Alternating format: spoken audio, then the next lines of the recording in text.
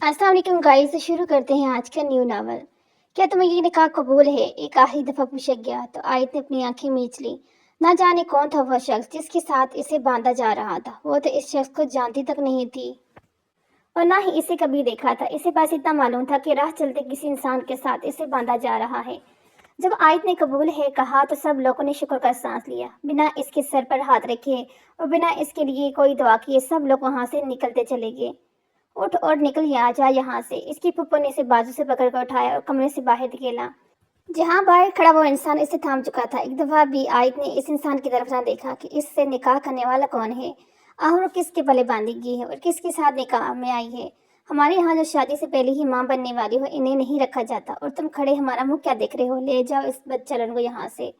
इसकी फुप्पो गड़ाई। इस इंसान ने एक नज़र अपनी बाहों में झूलती इस लड़की पर डाली और फिर इसे अपने साथ लिए वहाँ से निकलता चला गया।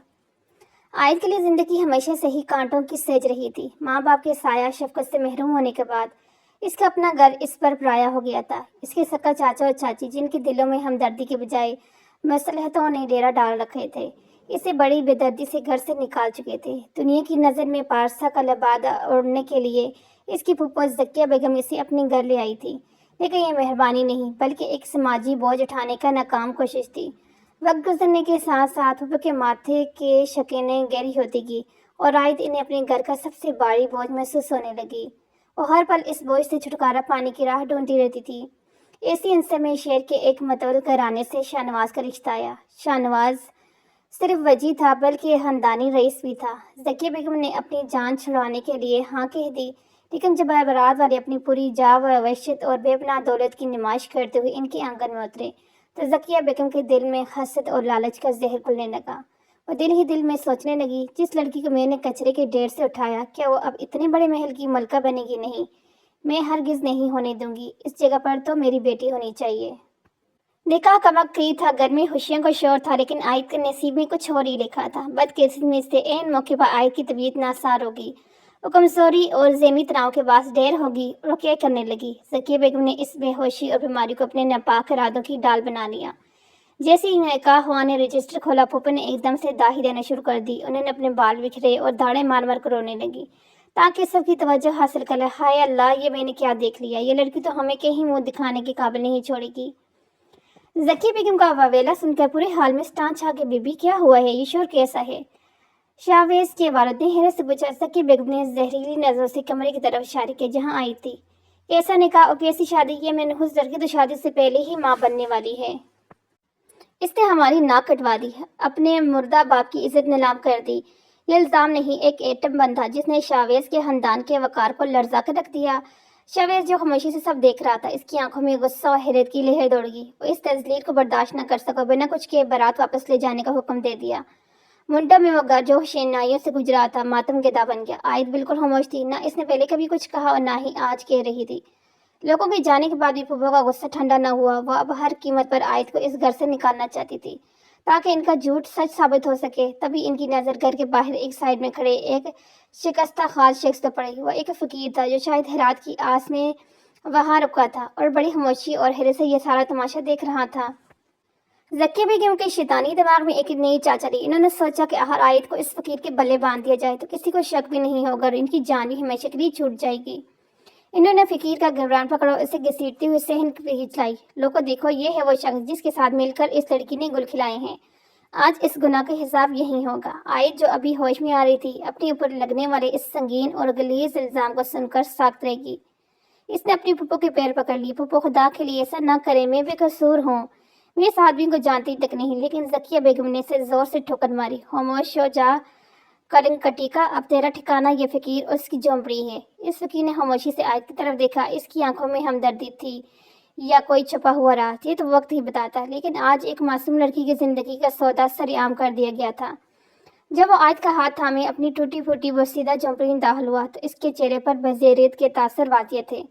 झोंपड़ी की दीवारों से गिरती हुई मिट्टी, टपकती हुई छत इसकी बैरूनी रौब की अक्कासी कर रही थी। वो बड़बड़ाया, ये अजीब मुसीबत सर पड़ गई है, क्या करूं इसका? आयत जो अभी तक सदमे की कैफियत में थी, इसे अपनी जिंदगी बर्बाद होती महसूस हो रही थी। इसे वो तमाम नजरें अपने जिस्म में बोझ होती महसूस हो रही थी जो कुछ देर पहले इससे सरेआम रुस्वा कर रही थी।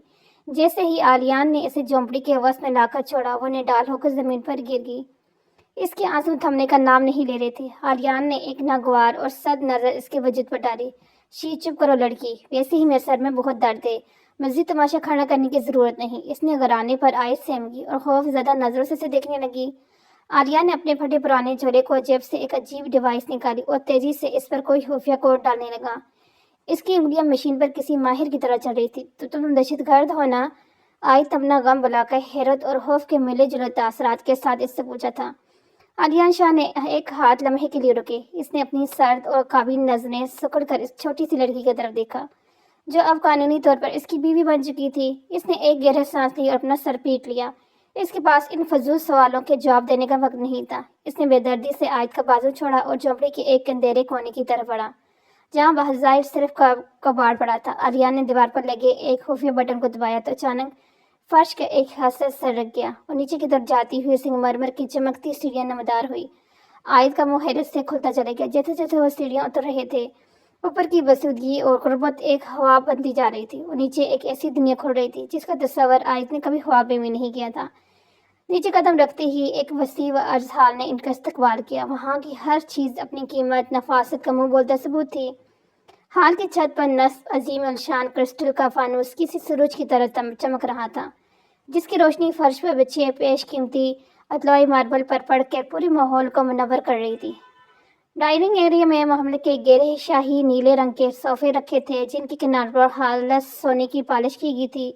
दीवार पर दुनिया के मशहूर मुसलों की कीमती पेंटिंग्स लगी थी, जो महज तस्वीरें नहीं बल्कि फन का शिकार थी।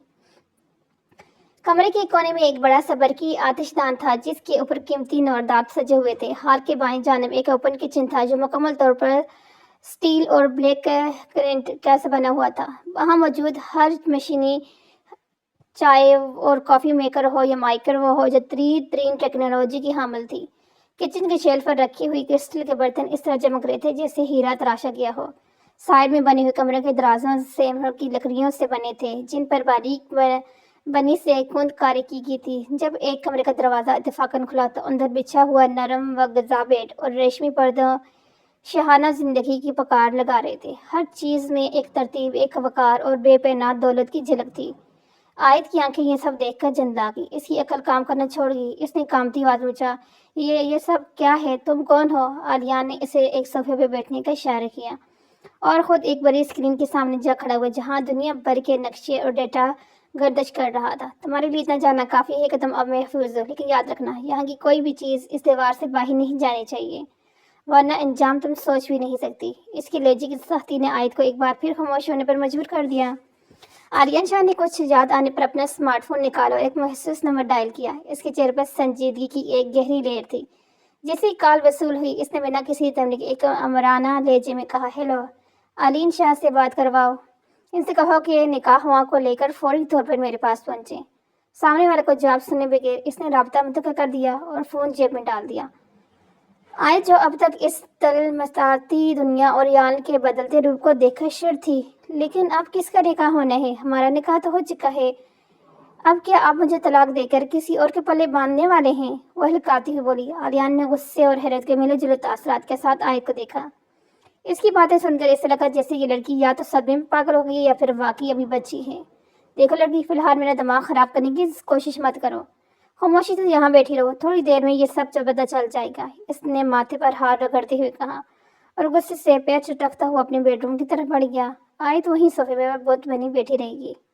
इसका ज़हन सवालों की आमाजाह बना हुआ था।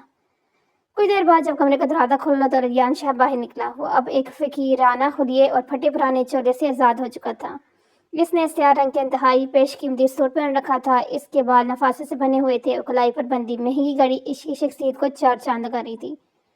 आयत की नजरें इस पर जम करेगी, वह सोच भी नहीं सकती थी महिला का चला शख्स इतना वजी और पुरकशिश हो सकता है।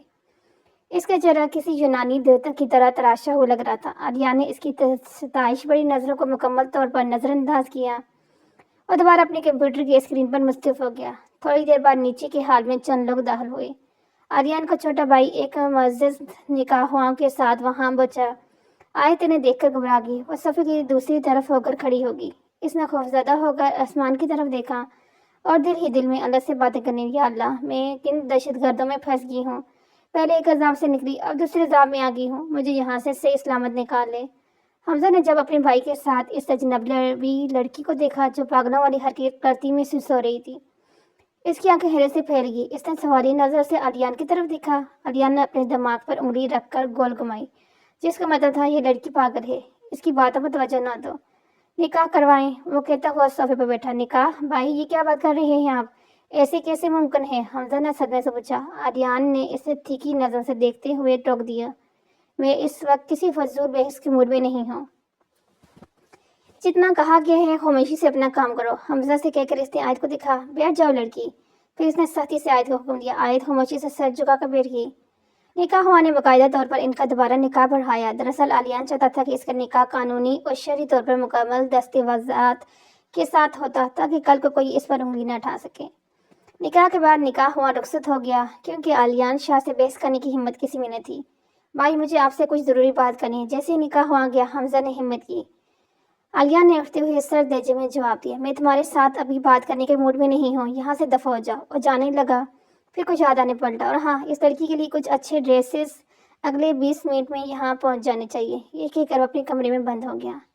آیت کبھی بند دروازے کو دیکھتی اور کبھی سامنے کھڑے حمزہ کو۔ اس نے وہی سوال دہرایا، کیا آپ لوگ واقعی دہشت گرد ہیں؟ آیت نے آنکھیں سکڑ کر پوچھا، تمہیں کس نے کہا دیا کہ ہم دہشت گرد ہیں؟ اس کا اندازہ کسی لڑاکا لڑکی جیسے تھا۔ وہ غصے سے دونوں ہاتھ کمرے پر ٹکا کر بولا، ارے لڑ کیوں رہے ہیں؟ میں نے تو صرف پوچھا ہے۔ آیت نے منہ بسوڑ کر کہا، پوچھ کیوں رہی ہو تم؟ مجھ سے بات مت کرو۔ حمزہ نے تب کو جواب دیا، تم مجھ سے اتنے غصے میں کیوں بات کر رہے ہو؟ میری کیا غلطی ہے؟ آیت نے پھر ترکی بترکی جواب دیا، جاؤ میرے منہ نہ لگو۔ حمزہ نے چڑھا، میں خود آپ کے منہ نہیں لگنا چاہتی۔ آیت نے بھی غصے سے رخ موڑ لیا۔ حمزہ نے جاتے جاتے زہریلے لہجے میں کہا، پتہ نہیں کون سی آفت ہو تم جس سے میرے بھائی کا نکاح کر لیا۔ خبردار اگر تم نے میرے بھائی کو مجھ سے دور کرنے کی کوشش کی، ان سے دور رہنا تم۔ آیت جو ابھی تک ڈری ہوئی تھی اب مکمل طور پر لڑنے کے موڈ میں آ گئی۔ میں بھی دیکھتی ہوں تمہارے قریب کیسے آتے ہیں، وہ آپ میرے شوہر ہیں، تم ان سے دور رہو۔ اس نے سینے پر ہاتھ باندھ کر کہا۔ حمزہ نے پلٹ کر غصے سے دیکھا جیسے وہ اسے کچا چبا جائے گا، اور پھر دانت پیستا ہوا وہاں سے باہر نکلتا گیا۔ آیت وہیں کھڑی اسے جتانے والے انداز میں دیکھتی رہی۔ آیت اس زیر زمین محل کی ایک ایک چیز کو ایسے دیکھ رہی تھی جیسے کسی دوسری دنیا میں آ گئی۔ اس کی آنکھیں حیرت سے پھیلی ہوئی تھی، وہ ہر گلدان، ہر پینٹنگ اور فرنیچر کی تراش کو گھور رہی تھی۔ اسے یقین نہیں آ رہا تھا کہ بسودہ جھونپڑی کے نیچے اتنا خوبصورت اثاثہ چھپا ہوا سکتا ہے۔ اسی لمحے وہاں حمزہ شاہ کمرے میں داخل ہوا۔ کیا تم ہر چیز کیسے گھورتی رہو گی؟ کیا تم سے ایک جگہ ٹک کر بیٹھا نہیں جاتا؟ حمزہ نے زفیہ کہا، کیا تم اپنی زبان تھوڑی دیر کے لیے بند نہیں رکھ سکتے؟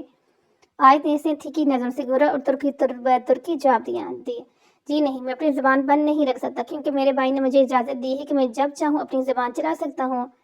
حمزہ نے سینہ تان کر، اچھا تو سن لو، مجھے میرے شوہر نے کہا ہے کہ میں جب چاہوں جہاں چاہوں جیسے چاہوں گھوم سکتی ہوں۔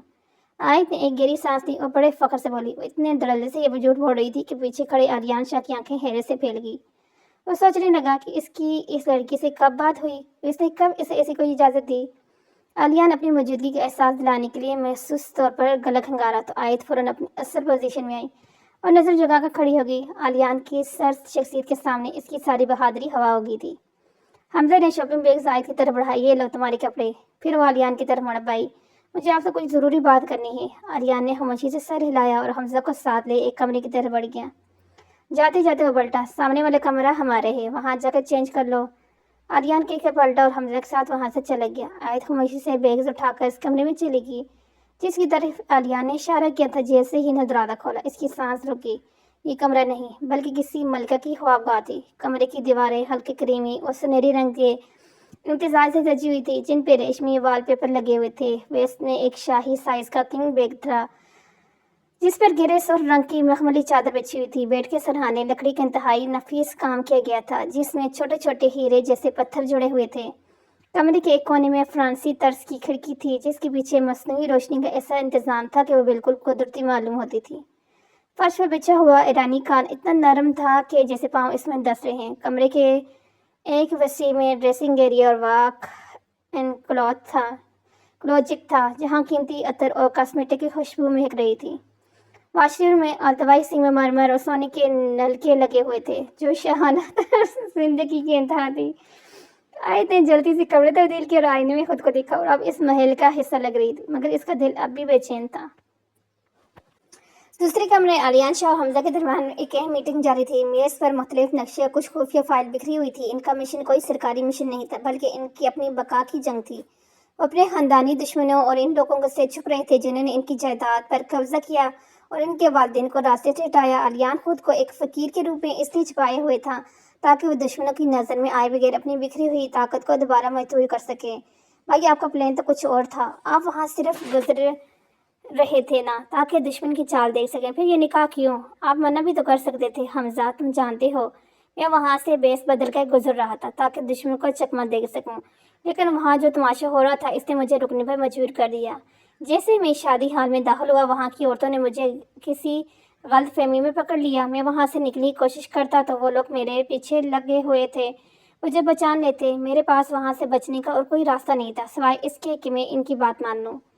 आलिया ने कुर्सी की पाई से टेक लगाई और ठंडी आह भर कर कहा। वो थोड़ी देर रुका और फिर संजीदगी से बोला, और दूसरा सबब वो लड़की थी। जब इस पर सबके सामने इतना संगीन और गलीज इल्ज़ामात लगाए जा रहे थे तो मेरा ज़मीर गवारा न कर सका कि मैं एक मासूम को इन बेड़ियों बड़ी बस्ती में अकेला छोड़ दूं। जब इसका हाथ मेरे हाथ में दे दिया गया तो मैंने इसे अपना नाम देना ही मुनासिब समझा। मैं किसी औरत की तजलील होते नहीं देख सकता, चाहे वो अजनबी ही क्यों ना हो। हमजा ने हैरत से भाई को देखा। आलियान शाह जो पत्थर दिल मशहूर था, एक लड़की के लिए इसका दिल पिघल गया था। लेकिन भाई अब हमारा मिशन मजीद मुश्किल हो जाएगा। दुश्मन हमें ढूंढ रहे हैं और अब हमारे साथ एक ऐसी लड़की है जिसे हमारे मासी का कुछ इल्म नहीं। हमजा ने फिक्रमंदी से कहा, मिशन वहीं से शुरू होगा जहाँ से हमने छोड़ा था, बस हम दोहरा मोहताद रहना होगा। वह लड़की अब मेरी जिम्मेदारी है और आलियान शाह अपनी जिम्मेदारी निभाना जानता है। हमजा खामोशी से सर हिला गया, जबकि आलियान की नज़र इस फाइल पर जमी थी जिस पर इसके इंतकाम का पूरा हक तैयार था। बात करते करते आलियान को देर होगी। देर रात को वो अपने कमरे में दाखिल हुआ। कमरे में मध्यम रोशनी फैली हुई थी। आयत जो कुछ देर पहले अपनी जिंदगी के सदमों से लड़ रही थी अब गहरी नींद की वादियों में थी। वो बेड के एक कोने में बिल्कुल किसी छोटी बच्ची की तरह समट कर सोई थी। हमजा के लाए हुई कीमती लिबास में वो किसी परिजात से कम नहीं थी। इसके खुले हुए स्याह बाल तकिए में बिखरे हुए थे। इसके दो दियारी रंगत वाले चेहरे पर छाए कर रही थी। आलियान की नज़र बेख्तियार इसके चेहरे पर थमकी। इसने देखा कि नींद में भी इसकी लंबी और घनी पलकें आंसू से भीगी हुई थी, जैसे वो ख्वाब में भी अपने दुखों से पीछा छुड़ाना पा रही हो। इसके गुलाबी लबों पर एक हल्की सी थरथराहट थी जो इसकी बेबसी की गवाही दे रही थी। आलियान शाह जो अब तक एक मुसीबत या जिम्मेदारी समझ रहे थे, पहली बार इस खूबसूरती के शहर में जगड़ गया। इसने सोचा, इतना मासूम चेहरा, इतनी संगीन अल्ज़ामात, दुनिया वाकई कितनी जालिम है जो एक फूल जैसी लड़की को कुचलने दे नहीं करती। इस पर कमल दुरुस्त करता जाकर खुद भी सोने के लिए लेट गया। सुबह जब आयत की आंख खुली तो इसे हाल से मर्दाना आवाज़ें सुनाई देने लगी। वो दबे कदम दरवाजे तक आई, बाहर का मंजर देखने लगी। ठीक है, हाँ वहाँ जाएंगे और फिर जो होगा देखा जाएगा, या तो आज हम नहीं या फिर वो नहीं। आलियान शाह ने फ्राई पैन में से तेजी से हाथ चलाते हुए हमजा से कह रहा था। आयत ने खौफ के मारे अपना थूक निकला। इसके ज़हन में वही पुराना खौफ लड़ा है कि ये लोग यकीनन किसी को मारने का मंसूबा बना रहे हैं। वो उल्टे कदम वहाँ से भागने की राह तलाश करने लगी कि अचानक हमजा की नज़र इस पर पड़ी।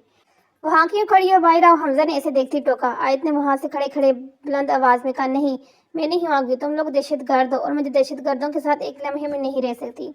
आर्या ने चलते हुए हाथ रोके। इसने नजरें उठाकर इस लड़की को देखा। कल रात की मासूमियत और आज का यह बिखरा हुआ हुलिया अपनी तमाम तर बदख्वासी के बावजूद आलियान के दिल में उतरती हुई महसूस हो रही थी। हमजा फौरन लड़ने वाले मूड में आ गया। हाँ हम दहशतगर्द हैं और हमने यहाँ हर तरफ बम लगा रखे हैं। अगर तुमने अब जबान चलाई ना तो ये देखो, ये रहा रिमोट।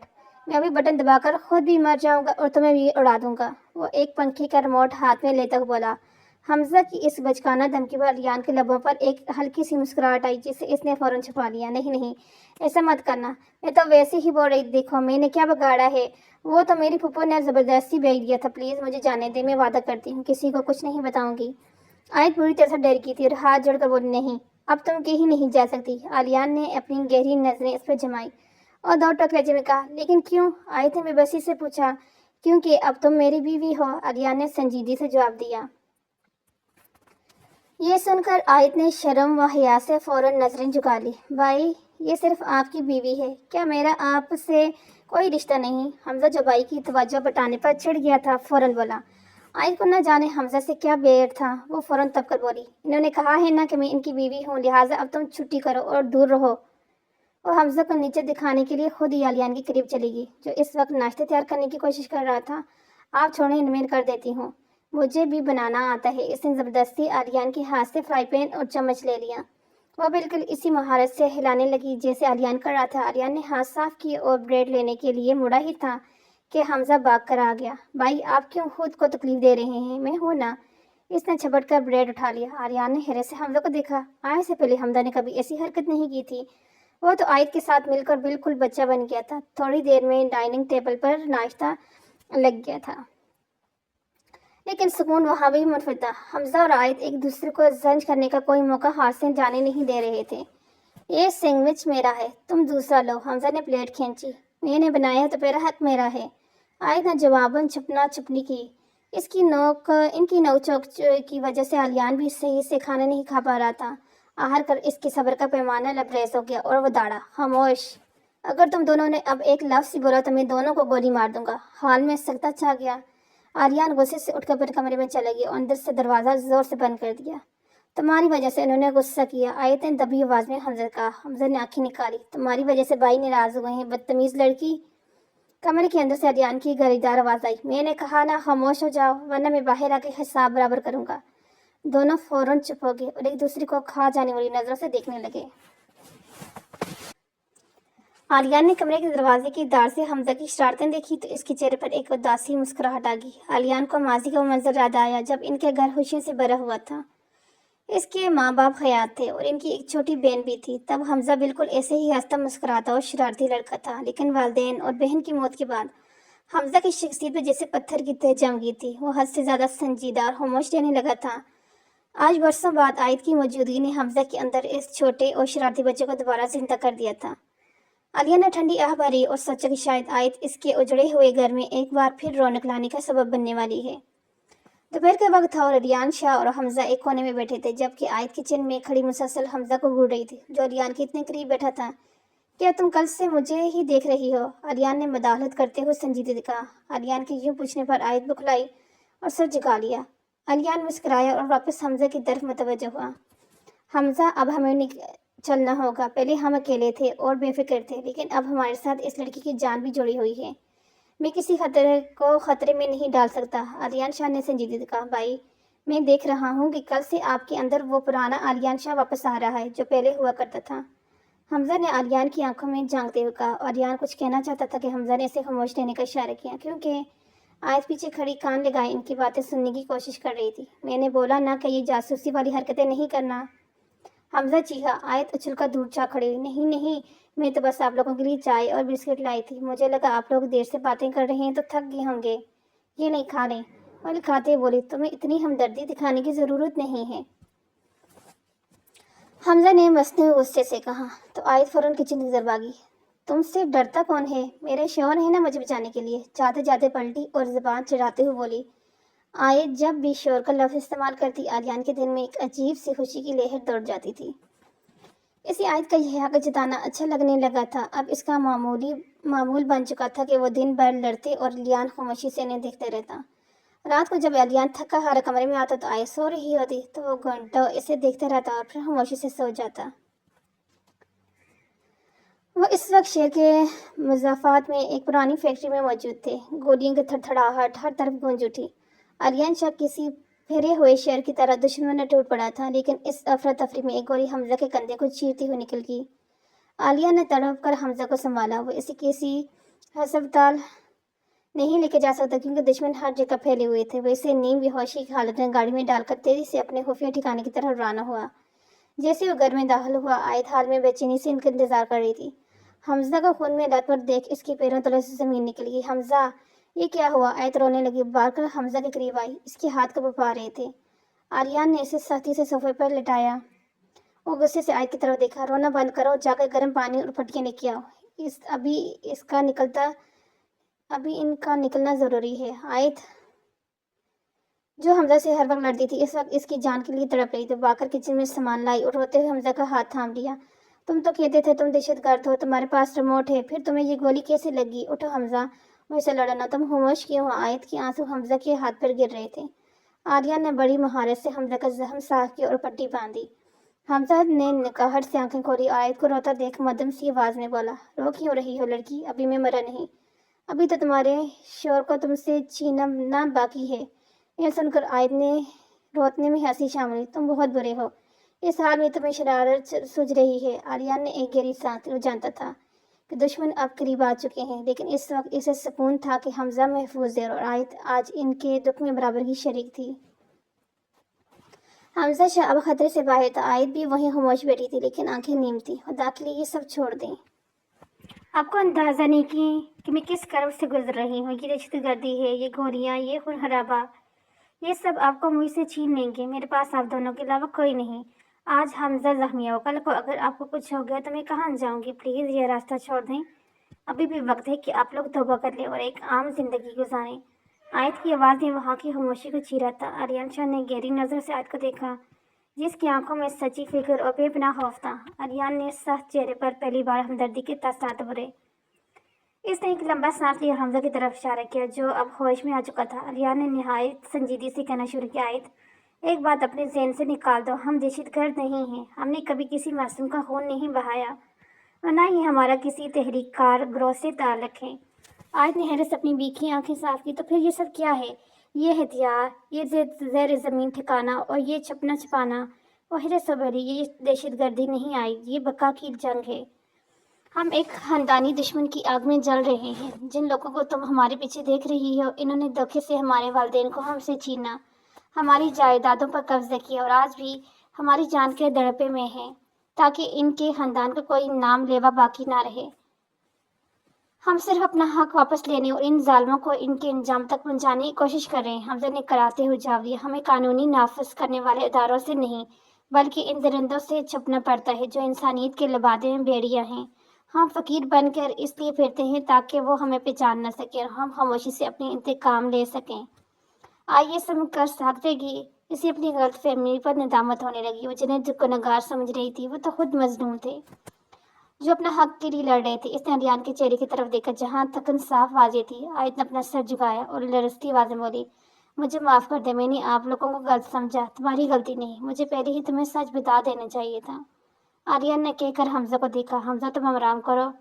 आर्यन ने कहा तो हमजा ने इसबाब में सर हिलाया और दवाई लेने के बायस अब वो गुनूदगी में जाने लगा था। आर्यन शाह ने हमजा को सहारा देकर इसके कमरे तक पहुंचाया और इसे आरामदेह बिस्तर पर लेटाने के बाद कमर इसके ऊपर डाल दिया।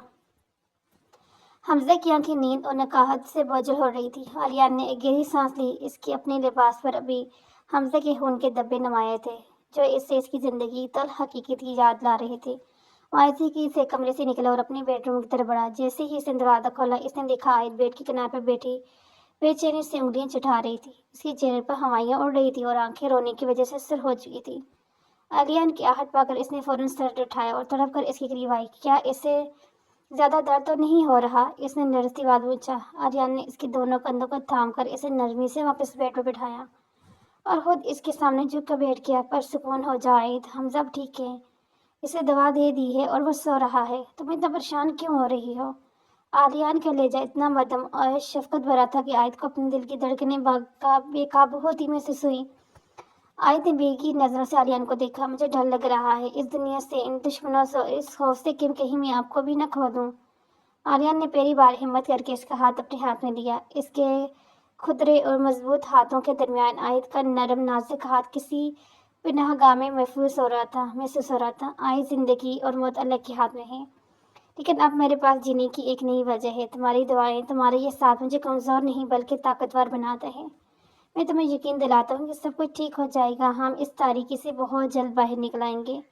आर्यन की नज़रें आयत के चेहरे पर टिकी थी, जहाँ अब खौफ की जगह एक अजीब सा सुरूर अमान आ गया था। आयत ने अपना दूसरा हाथ भी आर्यन के हाथ पर रख दिया और बड़ी हिम्मत से इसकी आंखों में आंखें डालकर कहा, आर्यन, अब तक मैं आपसे डरती थी, लेकिन आज मुझे एहसास हुआ कि आप मेरे लिए क्या हैं। मैं हर कदम पर, हर मुश्किल में आपके साथ खड़ी रहूंगी और आपका दुख मेरा दुख है। मैं आपकी वो ताकत बनूंगी जिसके सामने आपका कोई दुश्मन खड़ा नहीं हो सकेगा। आर्यन शाह जब बरसों से तन्हाई और इंतकाम की आग में जल रहा था, इस लम्हे इसे महसूस हुआ जैसे इसके जख्मों पर किसी ने मरहम रख दिया हो। اس نے دھیرے سے آیت کے ہاتھ پر اپنے لب رکھ دیے اور ایک طویل بوس ثبت کیا۔ یہ بوس محبت کا اظہار نہیں تھا، بلکہ ایک عہد تھا کہ وہ اپنی اسے کبھی اکیلے نہیں چھوڑے گا۔ آیت کی گالوں پر حیا کی سرخی دوڑ گئی۔ اس نے نظریں جھکا دی۔ علیان نے اسے اپنے حصار میں لیتے ہوئے اس کا سر اپنے سینے پر رکھ لیا۔ کمرے کی خاموشی میں صرف ان کی دھڑکنیں سنائی دے رہی تھی، جو اب ایک دوسرے کے لیے دھڑک رہی تھی۔ آیت نے علیان کی قمیض کی آستینوں کو مضبوطی سے تھام لیا، جیسے وہ اسے بتا رہی ہو کہ اب وہ اسے کبھی خود سے دور نہیں ہونے دے گی۔ آج رات پہلی بار محبت کی ایک نئی کلی کھلی تھی، جس نے آنے والے طوفانوں کے سامنے ایک مضبوط دیوار کھڑی کر دی تھی۔ آدھی رات کا وقت تھا۔ آیت نے دو جان کے بعد علیان شاہ اپنے لیپ ٹاپ پر سو جانے کے بعد لیپ ٹاپ پر کچھ خفیہ سگنلز کی نگرانی کر رہا تھا کہ اچانک اس کی آنکھ چمک اٹھی۔ اسے اطلاع ملی کہ اس کا سب سے بڑا دشمن، جو ان کے خاندان کا قاتل تھا، ملک سے فرار ہونے کی کوشش کر رہا ہے۔ علیان جانتا تھا کہ آج اگر وہ ہاتھ سے نکل گیا تو دوبارہ کبھی نہیں ملے گا۔ اس نے ایک نظر سوئی آیت اور باریوں پر حمزہ کے کمرے کی طرف دیکھا، جو زخموں کی تاب نہ لاتے ہوئے گہری نیند میں تھا۔ علیان نے فیصلہ کر کے اس بار ان دونوں کو خطرے میں نہیں ڈالے گا۔ اس نے اپنی گن لوڈ کی، سیاہ جیکٹ پہنی اور خاموشی سے وہاں سے باہر نکل گیا۔ ایک سنسان سڑک پر پہنچا اور درخت کے پیچھے چھپ گیا، اندھیری رات کے سناٹے میں، جہاں جب جلال زوئی نے ملک سے فرار ہونے کے لیے قدم آگے بڑھایا تو اس خشک پتوں کی سرسراہٹ محسوس ہوئی۔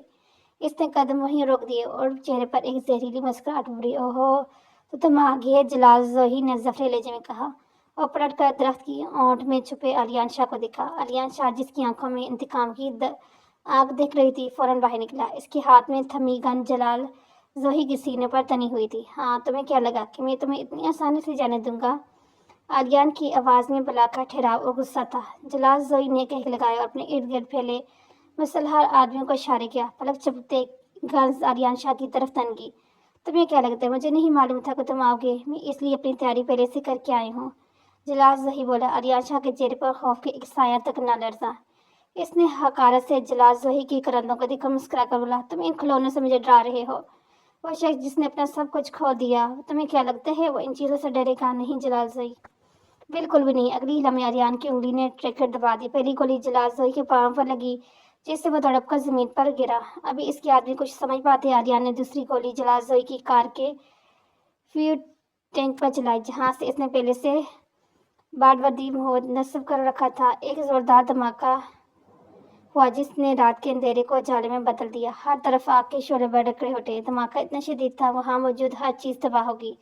ہر طرف لاشوں کے ٹکڑے بکھر گئے اور زمین خون سے رنگی ہو گئی۔ کسی بھی انسان کے سانس لینے کی کوئی رمق باقی نہ رہی تھی۔ علیان شاہ نے آج اپنا بدلہ پورا کر لیا۔ اس نے اپنے ماں باپ کے قاتل کو اس آگ میں جھونک دیا جس میں وہ برسوں سے جل رہا تھا۔ علیان نے پولیس کو پہلے ہی اطلاع کر دی تھی۔ چند ہی منٹوں میں وہاں پولیس کی گاڑیاں اور ایمبولینس پہنچ گئی۔ لاشوں کے ٹکڑوں کو اکٹھا کر کے اسپتال روانہ کر دیا۔ بدقسمتی سے اسی جگہ سے حمزہ شاہ کو علیان شاہ کی موت کی اطلاع دے دی گئی تھی۔ اسپتال کے کوریڈور میں جب حمزہ شاہ نے آیت کا ہاتھ تھام کر اسے آپریشن تھیٹر کی طرف چلنے کا، حمزہ اسے حوصلے دینے کی کوشش کرتا۔ آیت، ہمت کرو، چلو میرے ساتھ، بھائی زندہ ہوں گے، وہ ہمیں چھوڑ کر نہیں جا سکتے۔ لیکن آیت مکمل طور پر خاموش ہو چکی تھی۔ اس کی آنکھوں سے ایک آنسو تک نہیں نکلا، جسے اس کے اندر کا سارا سمندر خشک ہو گیا ہو۔ اس نے بنا کچھ بولے حمزہ کا سہارا لیا اور خاموشی سے اس کے ساتھ آگے بڑھی۔ اس کی خاموشی اس بات کا ثبوت تھی کہ اگر علیان کو کچھ ہوا تو وہ بھی جینے جی مر جائے گی۔ ڈاکٹر، میرے بھائی، حمزہ کی بات ابھی مکمل بھی نہ ہوئی کہ ڈاکٹر نے نہایت افسردہ نظروں سے ان دونوں کو دیکھا اور خاموشی سے راہداری کے آخری میں بنے سرد خانے کی طرف اشارہ کر کے دیا۔ فضا میں پھیلی فنائل کی بو اور موت کی خاموشی آیت کی گھیرا تنگ کر رہی تھی۔ ہمیں افسوس ہے، دھماکہ اتنا شدید تھا کہ زیادہ تر لاشوں کی پہچان کرنا ممکن نہیں تھا۔ ہم آپ کے غم میں برابر کے شریک ہیں، اللہ آپ کو صبر و جمیلہ عطا فرمائے، ڈاکٹر نے بوجھل لہجے میں کہا۔ ڈاکٹر نے ایک ہمدردانہ نظر حمزہ کے خون آلودہ زخمی کندھے پہ ڈالی اور مزید کچھ کیے بغیر وہاں سے چلا گیا۔ اسے معلوم ہو کہ اس وقت الفاظ کسی کے زخم کا مداوا نہیں کر سکتے۔ حمزہ وہیں دیوار کے سہارے بیٹھ گیا۔ اس کی ہمت جواب دے رہی تھی، لیکن آیت اب بھی پتھر بنی کھڑی تھی۔ آیت کے ذہن میں یادوں کا ایک طوفان تھا جو اسے جینے نہیں دے رہا تھا۔ ابھی کل رات ہی تو علیان شاہ کی قربت اور اس کی ان کہی محبت کو پہلی بار محسوس کیا تھا اور اس کی باہوں کی حصار میں خود کو کائنات کی سب سے محفوظ عورت سمجھ رہی تھی۔ اسے لگ رہا تھا کہ اب اس کی یتیمی اور بے گھری کا باپ ہمیشہ کے لیے ختم ہو گیا اور ابھی مزید اس محبت کو جینا چاہتی تھی۔ وہ اس کے ساتھ رہنا چاہتی تھی اور اس گھر کی حقیقت میں گھر بنانا چاہتی تھی جہاں خوشیاں دستک دے رہی تھی، مگر شاید اس کے نصیب میں خوشیوں کی لکیریں مٹی سے لکھی گئی ہیں۔ اسے اپنے پھپھو کی ظفر تقریر کا یہ فیصلہ سب ایک ساتھ اپنے سینے پر وار کرتے محسوس ہو رہے تھے۔ اس کی آنکھیں اب بھی خشک تھی، مگر اندر ایک ایسی آگ لگی تھی جو اسے راکھ کر رہی تھی۔ وہ سوچ رہی تھی کہ کیا الیان کا نام دینا اسے صرف ایک اور بڑے صدمے کے لیے تیار کرنا تھا۔ ہسپتال کی اس دم گٹھی فضا میں جب آیت اور حمزہ تمام امیدیں ہار کے بیٹھے تھے، کوریڈور کے دہانے پر ایک سایہ نمودار ہوا۔ قدموں کی چاپ سنی تو آیت نے بے یقینی سے سر اٹھایا۔ سامنے الیان شاہ کھڑا تھا، لباس جگہ جگہ سے جھلسا ہوا، چہرے پر گرد اور خون کی خراشیں، مگر آنکھوں میں وہی جانی پہچان چمک۔ الیان! آیت کی حلق سے ایک لرزتی آواز پکاری۔ حمزہ جو زخم کے درد سے نڈال تھا اچھل کر کھڑا ہوا، دونوں دیوانہ وار بھاگے اور الیان کے سینے سے لگ گئے۔ آیت کی وہ خاموشی جو پتھر بن چکی تھی، اب الیان کی قمیض بھگوتے ہوئے آنسو کی صورت بہہ نکلی۔ حمزہ نے بھائی کو مضبوطی سے تھام لیا، اسے یقین کر رہا ہو یہ کوئی خواب نہیں۔ الیان نے دونوں کو اپنے حصار میں لیا۔ تمہیں کیا لگا تھا کہ تم دونوں کا الیان اتنی آسانی سے ہار جائے گا؟ میں جلال زوئی کے ٹھکانے پر اکیلے ضرور گیا تھا، لیکن اپنی حفاظت کا مکمل انتظام کر کے۔ دھماکہ ہونے سے پہلے ہی میں نے اپنے محفوظ فاصلے اختیار کر لیا تھا۔ وہ پولیس کو میری ہلاکت کی غلط فہمی ہوئی۔ اور مدھم مسکراہٹ کے ساتھ بولا۔ حمزہ نے فاصلہ اختیار کیا اور آنسو صاف کرتے مسکرایا۔ اس نے آیت کے آنسو پونچھتے ہوئے سرگوشی کی۔ میں نے وعدہ کیا تھا نا کہ اب تمہیں کبھی اکیلا نہیں چھوڑوں گا۔ آیت نے پہلی بار سکون کی سانس لی۔ اسے لگا جیسے وہ جڑی ہوئی زندگی میں بہار واپس لوٹ آئی ہے۔ وہ دل سے مسکرائی۔ الیان نے اسے اپنے اندر مزید بھیج لیا۔ اور یہاں بھی یہ کہانی ختم ہوئی اور یہ صرف کہانی ہی تھی۔ کچھ لوگ سمجھتے ہیں حقیقت میں ایسا، دیکھیں حقیقت میں ایسا بالکل بھی نہیں ہوتا، صرف بس اچھا ٹائم گزارنے کے لیے یہ کہانی ہوتی ہیں۔ ملتی ہیں نیکسٹ ویڈیو کے اندر۔